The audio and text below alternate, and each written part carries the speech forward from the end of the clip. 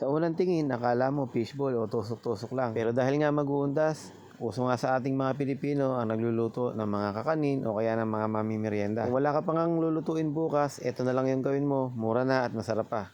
Kaya naman tara at simulan na natin ang pagluluto nito. Gagamit tayo dito ng tinatawag na glutinous rice flour o kung tawagin naman sa tindahan, malagkit powder. Maraming salamat po sa lahat ng nanonood sa oras na ito. Welcome po kayo sa Cook and Taste.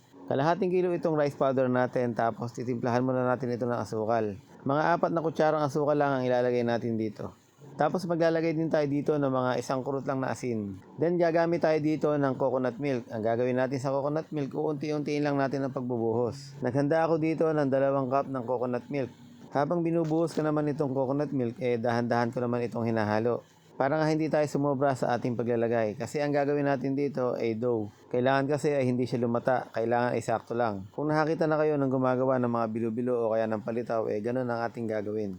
Basta siguraduhin mo lang na dahan-dahan ang paglalagay ng coconut milk at pag mong bibiglain. Mahirap na pagka yan ay sumobra. Dahil kapag sumobra nga ay lalabsa at matagal-tagal pa iyon bago mapatuyo. So kung meron ka namang gloves dyan, gawin mo, masamasahin mo o kaya ay bali-baliktarin mo dyan sa iyong lalagyan o sa haluan. Para mas mapabilis ka nga ng paggagawa ng ganito. Ganito yung sinasabi ko, kailangan parang gagawin tinapay ang ating kalalabasan nito.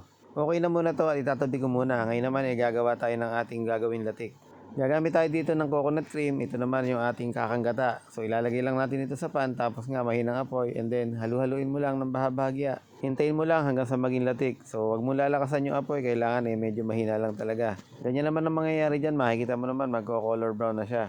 Tapos hintay-hintayin mo lang na magpantay-pantay na nga yung kulay niya. At kapag okay na nga yung kulay niya, pantay-pantay na, gawin natin, sasalain natin yung mga sobrang mantika o ibubukod natin yung langis ng niyog.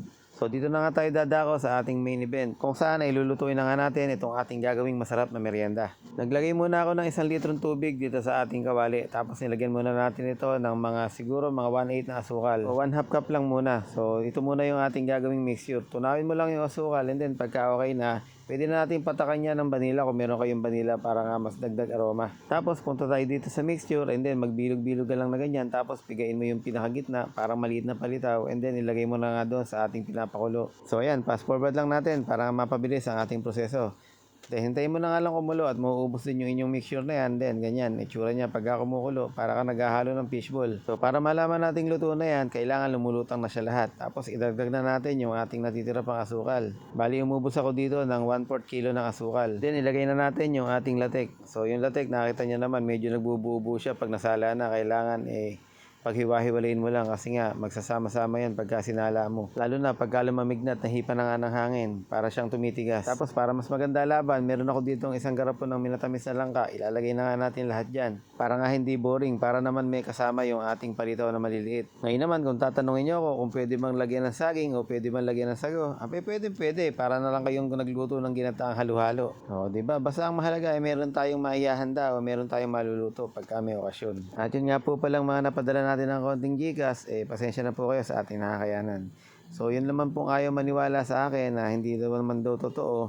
Wala naman po akong dapat panpatunayan dahil nga po alam naman ni Lord na kung ano yung binigay ko at hindi. So maraming salamat po sa lahat ng nanood sa oras na ito at ito nga, titikman na natin yung ating niluto.